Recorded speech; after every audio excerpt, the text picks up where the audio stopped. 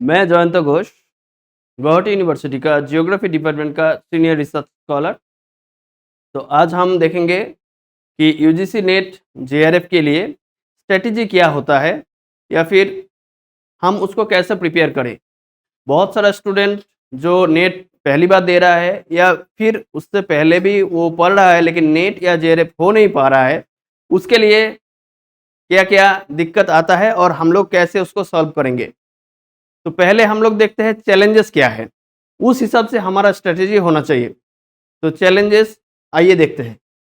तो किसी भी तरीका का एक जो एग्जामिनेशन होता है उसमें दो टाइप का क्वेश्चन होता है, या तो ब्रॉड बेस्ड जिसके लिए आपको आंसर लिखना जरूरी है, और या फिर कुछ कुछ जगह है जहाँ पे ऑब्जेक्टिव या एमसीक्यू, ज्यादातर तरीके से एमसीक्यू, यानी वहाँ पे आपको टिक मार्क करना है, आंसर नहीं लिखना है। तो देखते हैं, एक तो है सब्जेक्टिव, दोनों का पढ़ने का तरीका अलग है, डिमांड अलग है, उस हिसाब से हमको तैयार करना चाहिए। लेकिन अभी तक हम लोगों ने जो पढ़ा है वो ज्यादातर सब्जेक्टिव बेस है। मैं ये क्यों बोल रहा हूँ, आप एक बार देखिए। मैं मानता हूं कि आप नेट के लिए तैयार कर रहे हैं, तो आप या तो एमए एमएससी में होंगे, उससे पहले आपने क्या किया है, उससे पहले आपने किया है बीए या बीएससी, उससे पहले आपने गया है 12th से, और उससे पहले आपने 10th किसी भी बोर्ड या यूनिवर्सिटी से किया है। तो यहाँ पे देखिए, ये जो 10th क्लास था, यहाँ पे अभी के लिए ऑब्जेक्टिव कम था और सब्जेक्टिव क्वेश्चन ज्यादा था। ज्यादातर बोर्ड या यूनिवर्सिटी में ऐसा ही होता है। 12th में भी हाल ऐसा है, ऑब्जेक्टिव कम है और सब्जेक्टिव क्वेश्चन ज्यादा है। यहाँ बीएससी और एमएससी में ज्यादातर लगभग 90% से भी ज्यादा जो क्वेश्चन का मार्क्स आता है वो सब्जेक्टिव क्वेश्चन होता है। तो यहाँ पे सब्जेक्टिव ही है, यहाँ पे भी सब्जेक्टिव क्वेश्चन ही है। लेकिन हमारा नेट का जो एग्जाम है, नेट का एग्जाम है ऑब्जेक्टिव बेसिस पे, जहां पे आपको एमसीक्यू से जो राइट आंसर है उसको सिलेक्ट करना है।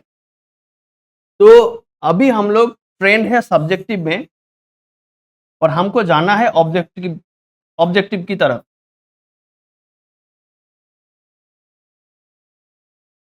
चलिए देखते हैं आगे। अच्छा, सब्जेक्टिव और ऑब्जेक्टिव पढ़ाई में अंतर क्या है। मान लीजिए आपके पास 10 मार्क का एक क्वेश्चन है, उसको आंसर करने के लिए आपने कुछ पॉइंट, कुछ मटेरियल्स आपने पढ़ा है। तो मैं मान लेता हूं कि आपके पास 15 पॉइंट्स है किसी भी एक टॉपिक के लिए और आपको 10 मार्क का एक क्वेश्चन का आंसर लिखना है। तो आप ज्यादातर स्टूडेंट जो करते हैं, नोट पढ़ते हैं, क्योंकि नोट में बनी बनाया हुआ मटेरियल मिल जाता है जो हम लोग हूबहू एग्जैक्ट सेम एग्जाम में कवर कर सकते हैं या एग्जाम में राइट कर सकते हैं। तो लेकिन इसमें दिक्कत यह है कि 15 पॉइंट से स्टूडेंट 15 नहीं पढ़ता है। 15 पॉइंट से आपको 10 मार्क के लिए लिखने के लिए आप लोग 10 ही पॉइंट पढ़ते हैं, बाकी 5 पॉइंट छोड़ जाते हैं। ये उसके बाद आपको 10 में से 8 या 7 मार्क्स मिल जाता है, जो कि अच्छा मार्क्स माना जाता है। तो हम लोग 10 मार्क के लिए 15 पॉइंट्स का एक नोट है जिसमें 10 पॉइंट पढ़ रहा है, 10 पॉइंट प्रोड्यूस कर रहा है, हम लोगों का अच्छा मार्क्स मिल गया, कोई दिक्कत नहीं।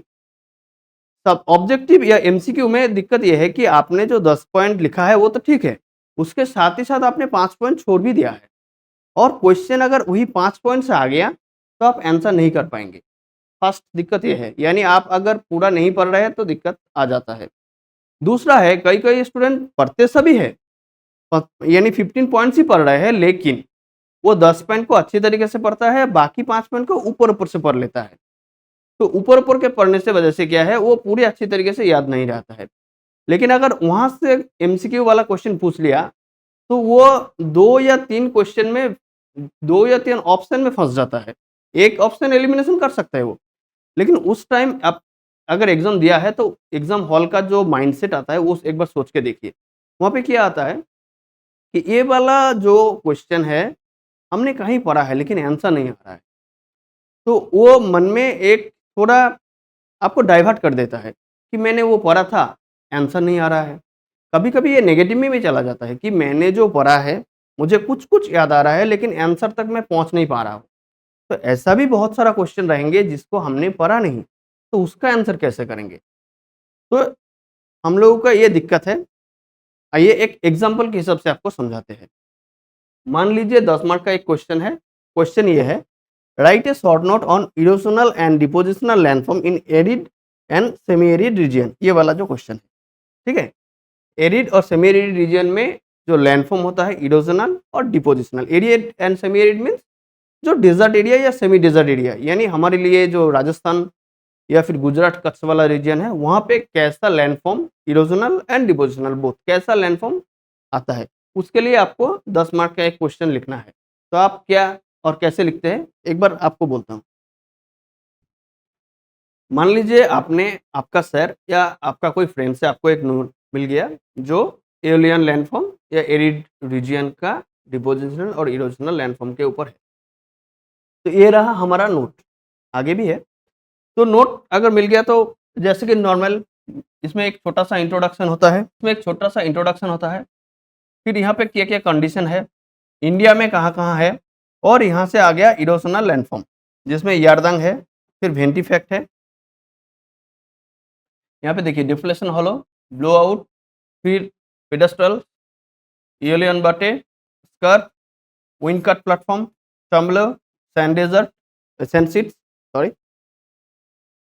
अच्छा, यहाँ पे डिपोजिशनल लैंडफॉर्म है, ये क्या क्या है एक बार देख लेते हैं। सैंड ड्यून्स, सैंड ड्यून्स में भी कई सारा भेद है। दूसरा है लोएस्ट डिपॉजिट, फिर आर्ज है, प्लाया है, सैंडसीट यहाँ पे भी है, ड्यून फील्ड्स है,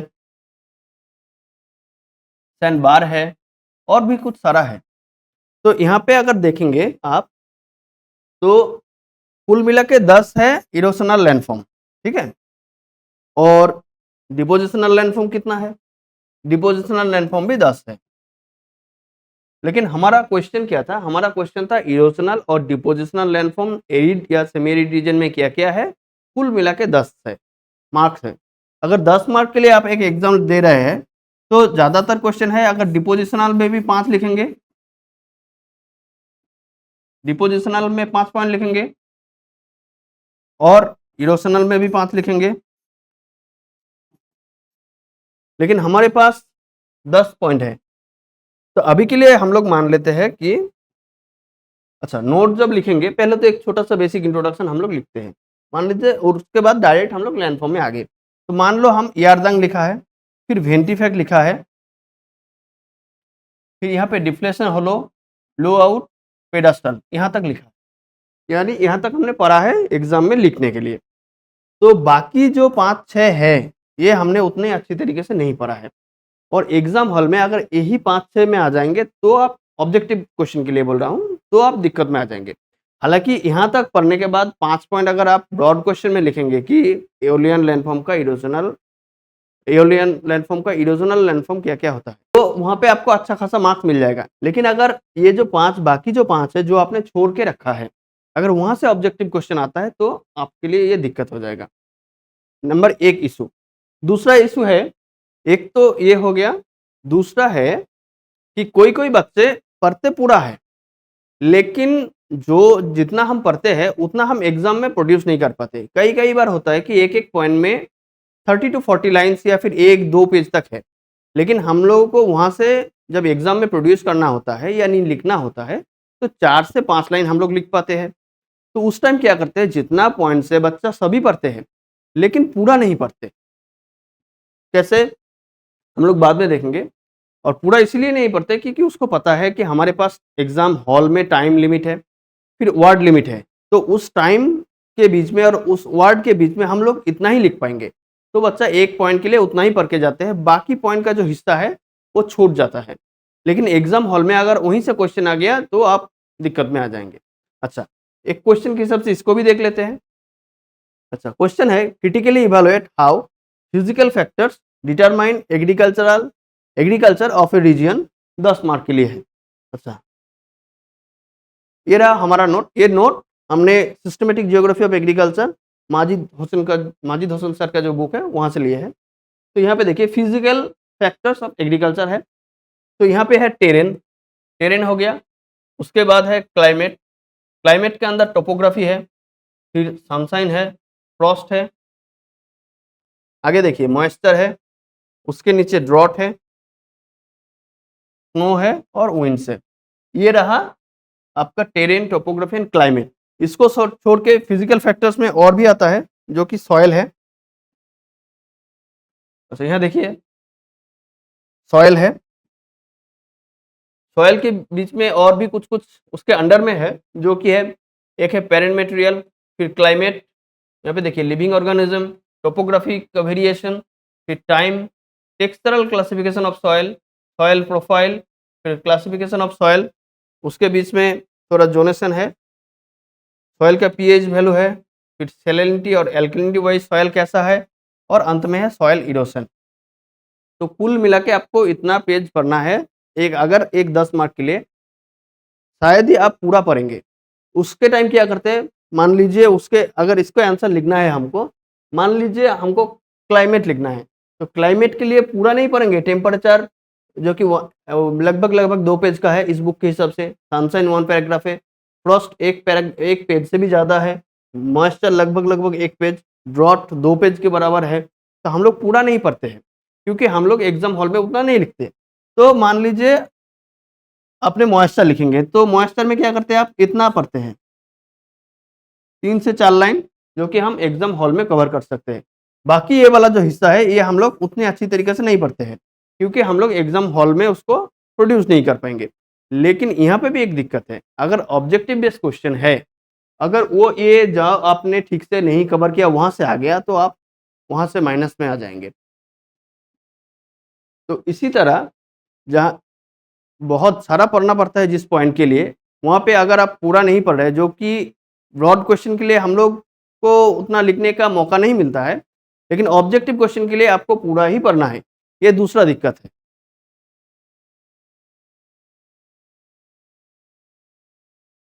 अच्छा, यहाँ पे और भी 2 क्वेश्चन पूछा जा सकता है, आप खुद से देख सकते हैं। Write a short note on impact on topographic and climatic factors on pattern of agriculture, 10 mark के लिए। दूसरा है briefly describe the relationship between soil and agricultural condition of particular location with a suitable example, with some suitable example. तो ये 2 question यहाँ से बनाया जा सकता है, लेकिन उसके लिए भी सिचुएशन सेम ही होंगे क्योंकि हम लोग एक टेम्परेचर को लिखने के लिए इतना 1.5 पेज नहीं पढ़ेंगे, उससे कुछ ही पोर्शन पढ़ेंगे और आगे बढ़ जाएंगे। अभी आपको मन में ये आ रहा है, अगर हमारे पास 15 पॉइंट्स है, हम 15 पॉइंट्स पढ़ लिए, और अगर उसके साथ साथ कोई एक पॉइंट में जितना भी मटेरियल्स है, जितना भी कंटेंट है, हमने पूरा पढ़ लिया, तो क्या हमारा नेट क्रैक हो जाएगा? इसमें भी छोटा छोटा कुछ इशू है, तो ये एक बार देख लेते हैं। पहले तो है, पूरा पढ़ना बहुत चैलेंजिंग है, जितना पॉइंट है और एक पॉइंट में जितना मटेरियल्स है, आप पूरा अगर कवर करना चाहेंगे तो वो बहुत ज़्यादा चैलेंजिंग है। मैं इसलिए क्यों बोल रहा हूँ, अब तक मैंने एग्रीकल्चरल ज्योग्राफी से एक एग्जाम्पल आपको दिखाया जो कि ब्रॉड बेस्ड क्वेश्चन के लिए है। उससे पहले हमने जियोमॉर्फोलॉजी से एक ब्रॉड बेस्ड के क्वेश्चन के लिए एक एग्जाम्पल दिया। चलिए अभी हम लोग क्लाइमेटोलॉजी से एक एग्जाम्पल लेके देखते हैं। अच्छा, ये जो बुक है, ये चैप्टर है स्ट्रक्चर ऑफ एटमॉस्फेयर। यहाँ पे है स्ट्रक्चर ऑफ एटमॉस्फेयर, जो कि atmosphere weather and climate written by K Siddharth sir का बुक से हम लोग ये एग्जांपल दे रहे हैं। ये सिर्फ समझाने के लिए, हम लोग पढ़ाएंगे नहीं, लेकिन दोनों में क्या अंतर आ रहा है, कहाँ हमको कैसे पढ़ना है, ये देखने के लिए। तो अभी तक हमने ब्रॉड बेस्ड क्वेश्चन के लिए देख लिया। मान लीजिए आपने अभी सीरियस हो गए, आप पूरा पढ़ेंगे, जितना भी पढ़ेंगे, जितना भी पॉइंट है सब पढ़ेंगे, तो उसके लिए आपको क्या दिक्कत आ सकता है, देखिए। मान लीजिए स्ट्रक्चर ऑफ द एटमॉस्फेयर पढ़ेंगे, तो हमारा यहाँ पे एक इंपॉर्टेंट है रेन स्नो। तो यहाँ पे एक पॉइंट है, मान लीजिए रेन स्नो, ठीक है। अच्छा, दूसरा ये वाला पॉइंट है कि structure on the basis of composition, composition के बेस पे होमोस्फियर, फिर हेट्रोस्फियर। आगे देखिए, यहाँ पे लोअर एटमॉस्फेयर और अपर एटमॉस्फेयर के बीच में क्या अंतर है, ये दिखाया गया है। अच्छा, यहाँ पे थर्मल स्ट्रक्चर, जो यहाँ पे structure on the basis of composition किया था, अभी यहाँ पे है थर्मल, यानी टेम्परेचर के बेसिस पे क्या क्या वेरिएशन आता है। तो इस पे एक है ट्रोपोस्फियर। ट्रोपोस्फियर में कुछ कुछ इंपॉर्टेंट पॉइंट है, एक तो है फिक्शनल लेयर, ठीक है। उसके बाद यहाँ पे आपका यहाँ पे स्ट्रेटोस्फियर है। अच्छा, उसके बीच पे ट्रोपोपोज भी आएगा जो कि इंपॉर्टेंट है, ट्रोपोपोज। और ये जो है डिफरेंट डिफरेंट लेयर, ये टेम्परेचर हाइट के साथ साथ डिफर करता है, कहीं पे बढ़ता है कहीं पे कम होता है। अच्छा, ट्रोपोपोस हुआ, इसके बाद है स्ट्रेटोस्फियर। स्ट्रेटोस्फियर में भी है नेक्रेसियस क्लाउड और है ओजोन, उसके बाद है मेसोस्फियर, फिर है थर्मोस्फियर। थर्मोस्फियर के साथ साथ यहाँ पे आयोनोस्फियर भी है, और आयोनोस्फियर में भी कुछ कुछ क्लासिफिकेशन है। आगे यहाँ पे देखिए इंसोलेशन का भी बात किया गया है। फिर है, अच्छा नेक्स्ट पेज देखते हैं। नेक्स्ट पेज आपको यहाँ पे देखेंगे केमिकल कॉम्पोजिशन के हिसाब से है कुछ। यहाँ पे है आयोनोस्फियर, जो मैंने पहले ही बताया आपको। आयोनोस्फियर में कुछ कुछ और इम्पोर्टेंट पॉइंट है। एक तो है कैनेली हेविसाइड रीजियन, यहाँ पे है एप्लिसियन लेयर, उसके साथ साथ यहाँ पे है डिप्लेशन लेयर। आगे यहाँ पे एक्सोस्फियर और मैग्नेटोस्फियर जो कि सबसे टॉप में है, इस पे वैन एलन रेडिएशन बेल्ट है। उसके साथ साथ यहाँ पे है ऑरोरा। ऑरोरा में है, एक है ऑरोरा बोरियोलिस, एक है ऑरोरा ऑस्ट्रेलिस, और उसका मैकेनिज्म क्या क्या है। ये सब पूरा इंपॉर्टेंट पॉइंट है जहां से ऑब्जेक्टिव क्वेश्चन बन सकता है। तो एक चैप्टर है जो कि स्ट्रक्चर ऑफ द एटमॉस्फेयर, उसके लिए आपको कितना पेज पढ़ना पड़ रहा है, और वो भी डिटेल में। आप एक बार देखिए, 1 2 3 4 5 6 7 8 9 10, फिर 11 12 13 14 15 16 17 18 19, यानी एक चैप्टर है स्ट्रक्चर ऑफ द एटमॉस्फेयर जिसके लिए आपको 19 पेज पढ़ना है, वो भी पूरा इन डेप्थ के साथ। इसके बाद आप क्वेश्चन का आंसर कर पाएंगे। दिक्कत कहाँ है? दिक्कत यह है कि एक चैप्टर से 19 पेज है। उसी तरह अगर आप यहाँ पे, ये जो कंटेंट है ये इस बुक का कंटेंट है। इसी तरह अगर यहाँ पे कितना चैप्टर है अगर आप देखेंगे तो आपको मिल जाएगा यहाँ पे 22 चैप्टर है, यानी लगभग लगभग क्लाइमेटोलॉजी जो कि एक पार्ट है हमारे लिए, वहाँ पे 400 पेजेस आपको पढ़ना है। 400 लगभग लगभग एट एन एवरेज, कुछ कम कुछ ज़्यादा हो सकता है। तो इस तरह के से हमारे पास कितना चैप्टर है, ये यूजीसी नेट के सिलेबस के हिसाब से अगर देखेंगे तो उसके लिए 10 यूनिट है, जिसमें क्लाइमेटोलॉजी एक यूनिट है, और एक यूनिट में एक चैप्टर में लगभग लगभग 20 पेजेस है। उसी तरह 20 से 22 चैप्टर है, तो कुल मिला के क्लाइमेटोलॉजी में 400 पेजेस है। इस तरह 10 यूनिट है, तो अगर 400 इंटू 10 यूनिट के लिए अगर आपने देख लिया तो ये लगभग लगभग 4000 पेजेस हो जाता है। और 4000 पेजेस आपको पूरा पढ़ना है, पूरा याद रखना है। ये बहुत चैलेंजिंग और टफ सिचुएशन है ये। अच्छा, यहाँ पे मैंने जो बोला, एक तो है पूरा एक अकेला चैप्टर पढ़ना और उसके लिए पूरा याद रखना है।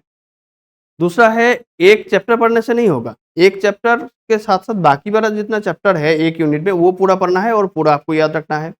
उसी तरह 8 से 10 टॉपिक है, सॉरी 10 टॉपिक है, उसको भी आपको पूरा अच्छी तरीके से पढ़ना है। 10 टॉपिक एक बार देख लेते हैं, 10 टॉपिक्स।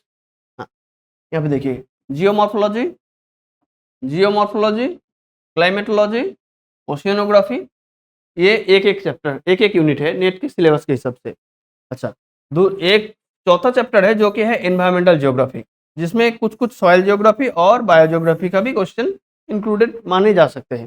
तो फिजिकल जियोमॉर्फोलॉजी के लिए ये 4 चैप्टर है, जिसमें जियोमॉर्फोलॉजी क्लाइमेटोलॉजी हमने देखा है कि एक अकेला क्लाइमेटोलॉजी 400 से ऊपर जा रहा है पेजेस के मामले में। तो आपको इसी तरह 4 यूनिट कवर करना है, जिसमें लगभग लगभग 6 बुक आपको कवर करना है। अच्छा, आगे देखते हैं। आगे है पॉपुलेशन जियोग्राफी एंड सेटलमेंट। यहाँ पे है पॉपुलेशन और यहाँ पे सेटलमेंट, ये दोनों मिला के एक यूनिट है। दूसरा है social geography, cultural geography, political geography, ये तीनों मिला के एक है।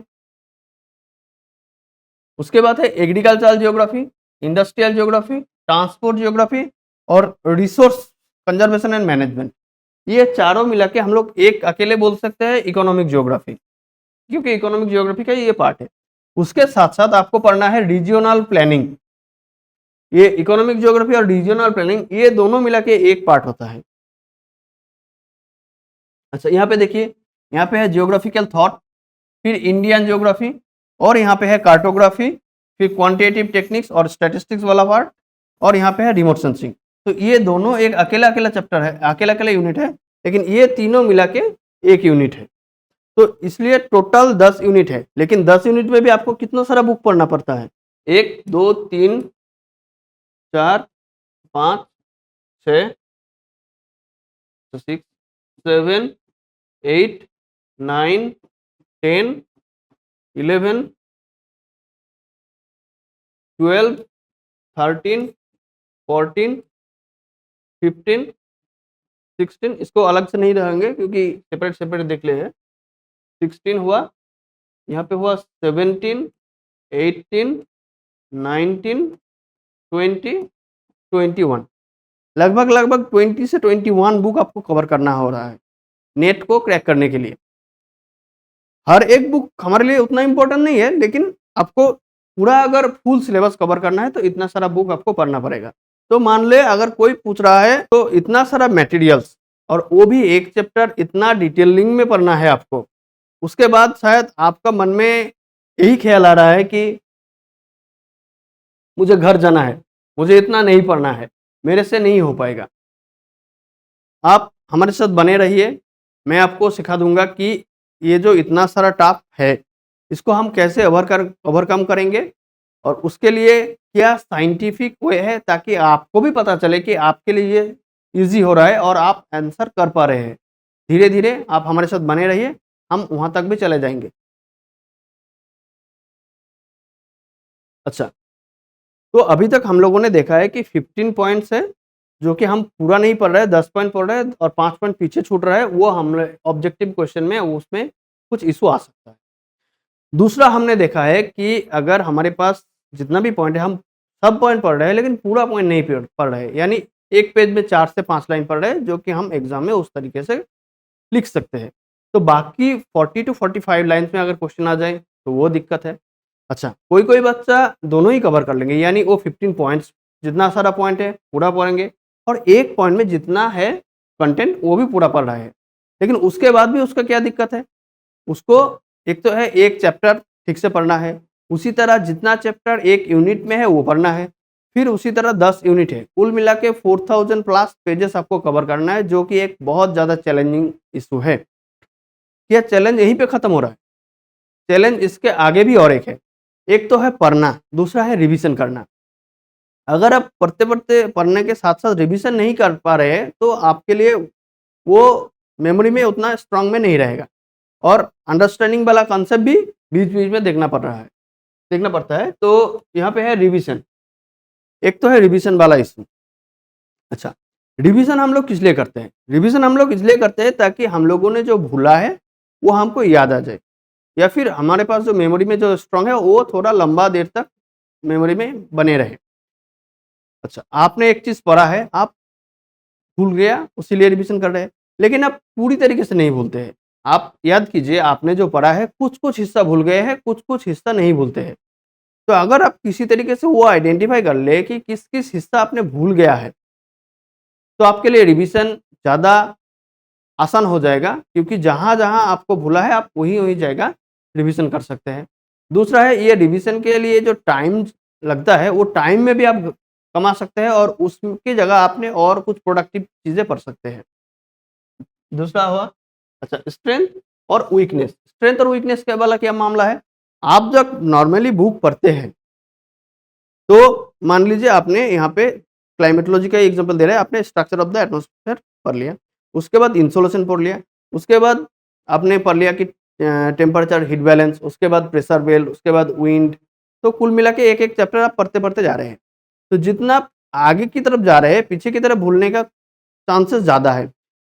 तो यहाँ पे अगर आपको स्ट्रेंथ और वीकनेस का पता लग जाए कि ये जगह है जो मेरे लिए वीक है, जो कि नॉर्मली हम लोग जब रीडिंग करते हैं उसका टाइम हमको पकड़ में नहीं आता है उतना, लेकिन आपको अगर किसी तरीके से पता लग जाए कि जो हमने पढ़ा है उसमें हमारे पास वीक क्या है, तो जो वीक है वहाँ पे आप ज़्यादा एफर्ट डाल सकते हैं, और जहाँ पे स्ट्रेंथ है वो तो आपके पास बेनिफिट में है ही।